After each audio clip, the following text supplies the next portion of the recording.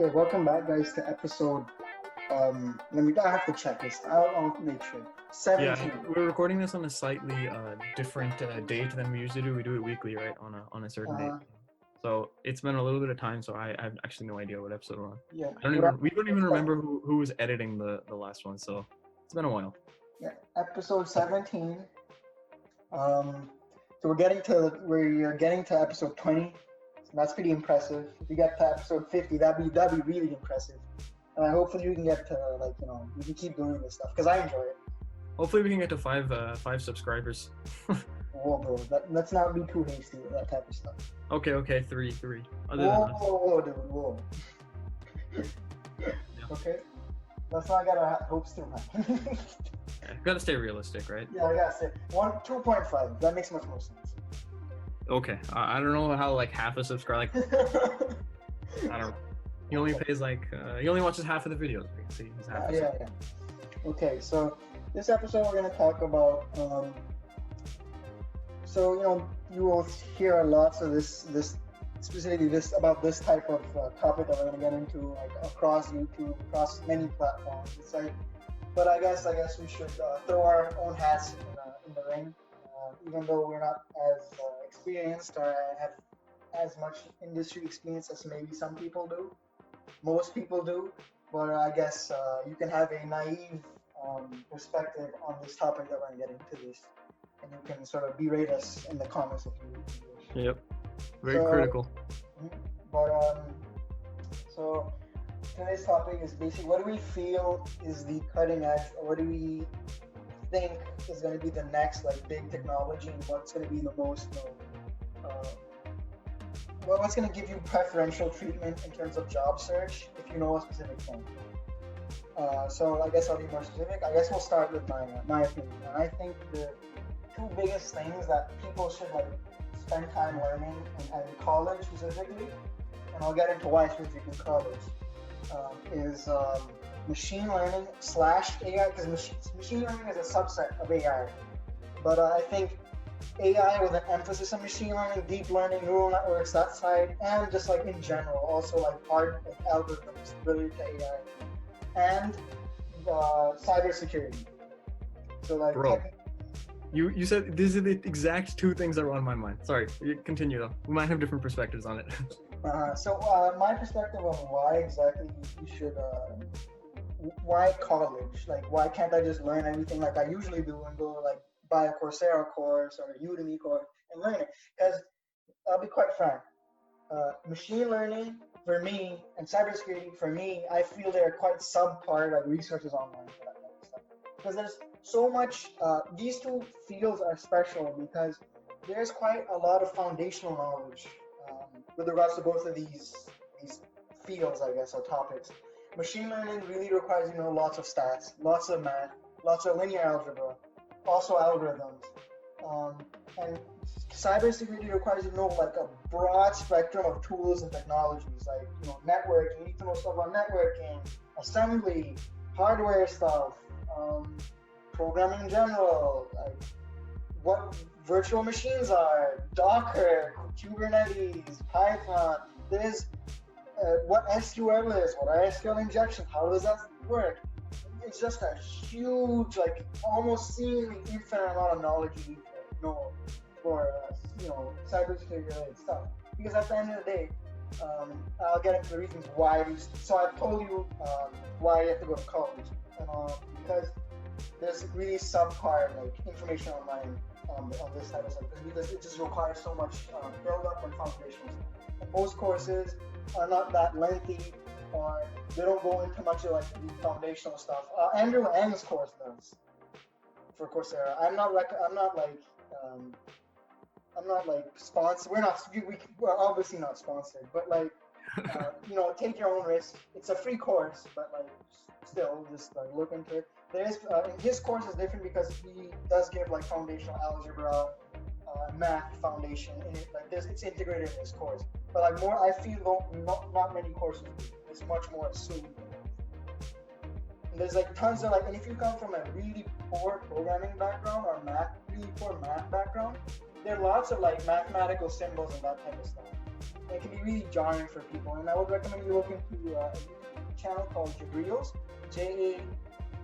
He sort of like documents his journey. He did not have a formal CS or math background, and he talks about how he had to learn lots of like formal definitions and like terms, which are hard for him at first, but it took time. But he did end up learning. So it's not impossible, but the thing in college is it's like structured to be like a build up. They don't leave you like in the middle of something. They start with calculus, they go to algebra, and then they sort of slowly build up to the you build up your foundation so you can understand what they're talking about in machine learning course, in my opinion. CTFs is another thing. Like I said, there's just so much information. You need an expert, like someone to like physically guide you to what to learn. Because I tried looking at like resources, how to like learn sort of CTF techniques that you use as CTFs, and I'll explain what CTFs are too. But I felt there was like really substantive information on how to like tackle CTFs and cybersecurity related things. CTFs are what we call capture the flag. I'm pretty sure I've talked about this in the previous podcast. Yeah, you did.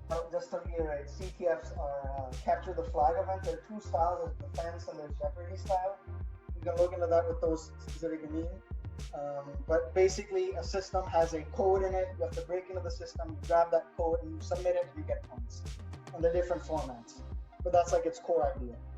I guess that's Jeopardy style. The attack and defense, I guess, is different.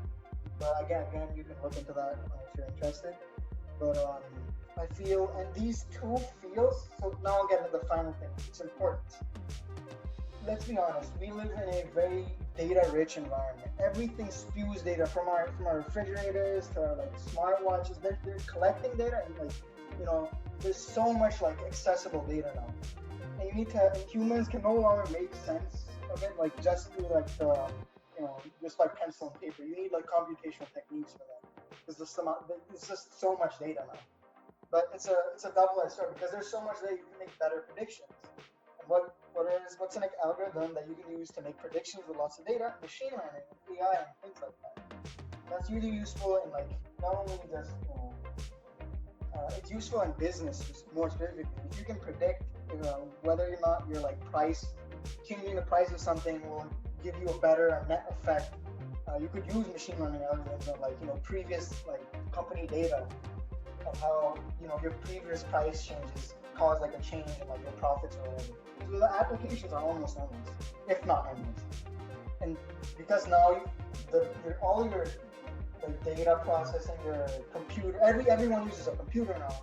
Everyone's connected to other computers, and these connections are, I wouldn't say always, I would say these connections are susceptible to attacks because there's like I said, there's so much data going back and forth. If you were to intercept this data, I'm pretty sure you would get some good, data like banking, like accounting stuff, and bad stuff that you could use to, steal and harm other people. So it's really important that people learn techniques to sort of secure their systems, their data, and like programming systems. Now, thank you for coming to my TED Talk. Yeah, kind of bouncing off that. I think the reason that I think both both AI and ML and cybersecurity are important individually, but I think the combination of them is what truly makes it the future, right? Like you said, it's like everything is data now. Like everything. You think about Amazon, it's like all data, right? And like we rely on it so much, right? Any sort of predictions that we make. Yeah, sorry to interrupt you, but I feel this is a really important introduction. Amazon, if you look at them. Wait, 1 second, dude. They have something called Amazon Basics. It's their own like brand for stuff. I bought a recent keyboard and mouse from them. It's a pretty good keyboard and mouse.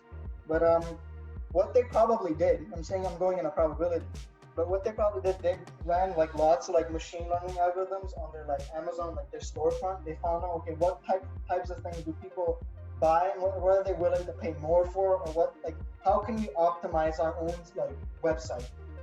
Because it's much more like safe if you have your own like range of like products rather than relying on third-party sellers to like keep up with demand and stuff. you have more like control over your marketplace that way. And then that's what I'm pretty sure they did. Now they have furniture. They sell Amazon like branded furniture, keyboard, mouses, like so many things, batteries. So yeah, the applications are endless. And so I'm sorry I interrupted you, but I just wanted to get that. Yeah, no problem. Yeah, I was just saying that like the combination of cybersecurity and AI together, or AI and ML, because we're so reliant on data to make decisions. Like think about it, if you're like really reliant on like a person, right? But that person isn't very trustworthy, right? And they like, suppose you tell a secret to somebody, right? Um, that you really need to get the secret off your chest, but you tell it to someone who like kind of spills out all the secrets. Right? The secret's not going to stay long, right? Some confidential information. It's kind of the same thing. We almost are starting to trust like ML algorithms to make really important decisions for us, right? So in a sense, we're kind of telling it a secret, right? We're telling it a secret that, okay, tell us what's going to happen so that we can make the right decision, right? You put in parameters and such that, will spit out data and conclusions that are good for you, right? And if you don't have strong like cybersecurity, right? If and that it's susceptible to attack, then you're kind of giving up your secrets almost, right? So I feel like those two fields will only grow together because they kind of feed into one another. Especially the fact that like cybersecurity is like a layer kind of protecting your ML, which we're becoming so ML and AI, which we're becoming so dependent on. So definitely those two fields will grow together. And all that, if you just imagine, like just 10 years ago, picture in your mind, like how many institutions and government institutions, public institutions, private institutions use computing systems. Now look at today. Look at your own house. How many computers do you have? Like your TV is a computer, believe it or not. You can like you can browse the internet on your TV. You can like stream on your TV. There's like it's a computer. Let's be honest. It's its own operating system now. Your refrigerator is a computer, believe it or not. Those Samsung Smart refrigerators are computers because they are what you call IoT devices. We didn't even get into IoT. Yeah. So your IoT is collecting that data, which is a computer. So you need to secure your IoT stuff. You need to secure your data. You need to secure your corporate secrets. You need to secure like customer information, which is really private and sensitive. Your medical record, everything is data, and we're becoming more reliant on storage. And like you look at these, you can do your own like analytics on this type of stuff. But like you can see that I'm pretty sure this is a fact, but like again, I haven't looked this up. The amount of data centers that have grown across the world is probably exponential. The growth rate for those things, because we're just storing so much more and more data. So we need to secure everything, and people are just getting more and more like intelligent when it comes to breaking into these systems. Yep, and the security needs to grow with that, yeah. And another thing, there is a growing like culture of open source projects. Microsoft has finally came in and is now pretty open. Like most of the stuff is open source. It's new things are open source because you can, the thing about open source is you can get unpaid people or just random contributors to like help you build your computing system. There's so much software now. You can't just like hire 1 million people that constantly making like proprietary things for you. You need to have like a standard that everyone uses, and that you can contribute to and you can use yourself. And many of your encryption technology and everything like that I'm pretty sure it's open source. Because there's only so many people you can hire to make your proprietary things for you.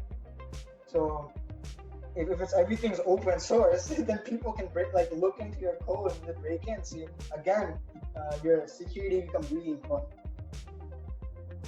Agreed.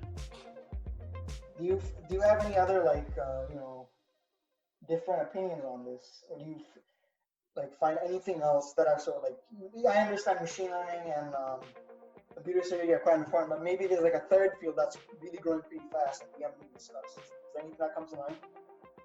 I mean, honestly, those were the first two things that come to mind. Let's think. mean, they're all important in their own right. I think bioinformatics is also going to be pretty important. Let's be honest. Like the amount of like human population growth is like pretty is growing. Humanity is just growing and growing, and we need to find uh, better and more efficient ways to like feed our population. Um, and so I guess genetics, changing the genes of our like. I know this is somewhat controversial, but I think at the end of the day we'll have to do it. Changing the genes of our uh, agricultural products. They're changing their nutritional content, changing how they grow, changing our techniques for growing them. Precision agriculture. You have these like stacked like are these built. I know the name is escaping me, but the technique of like growing tons of plants in like a small space because you're stacking them one on top of each other. There's a special name for that type of cultivation, but like and not only that, but also disease, because the disease is not going to go away. But and you can connect machine learning to this because there's humans have so many like they have like a ton of genetic information. But if you have techniques to deal with huge amount of data, i.e., machine learning, then the possibilities are endless. You could like actually cure things and stuff. Yeah. I think that kind of goes back to the fact that like machine learning is like one of the most important things. It can be applied in, like you said earlier, it can be business, it can be healthcare, it can be whatever. It can be anything. But bioinformatics will have more and more, and precision agriculture will have more and more of a role in the future. Because it's just, and I guess that if you want to really, really far in the future, that would be probably like, space colonization stuff and like aerospace engineering. I guess that will, sooner or later, once we've fixed our like food and like health problems. And I think the next like step is obviously just leaving this planet because we're already done with like the major problems that we have.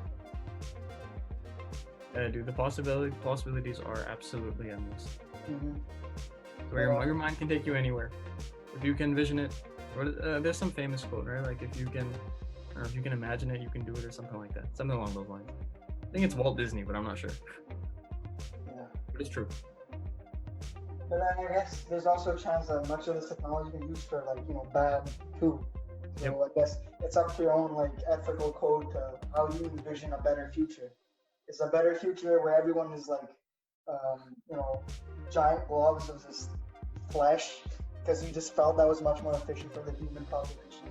You just spread like some sort of like genetic disease that did that to everyone, and you just had a sick like urge to do that. And yeah, there's also risks attached to like bioinformatics, machine learning, security. Anything can be used for bad.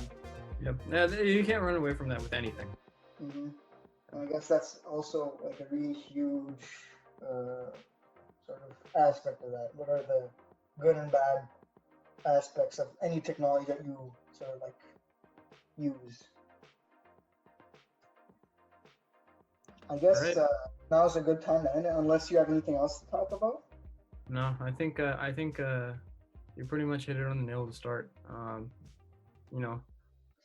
Cybersecurity, AI, ML. That's the future. Bioinformatics. ML kind of plays into that, right? But yeah, bioinformatics as well. Well, okay. Thanks for listening. I hope some of the stuff you said made sense. If not, I'm sorry. Okay, man. Bye. All right.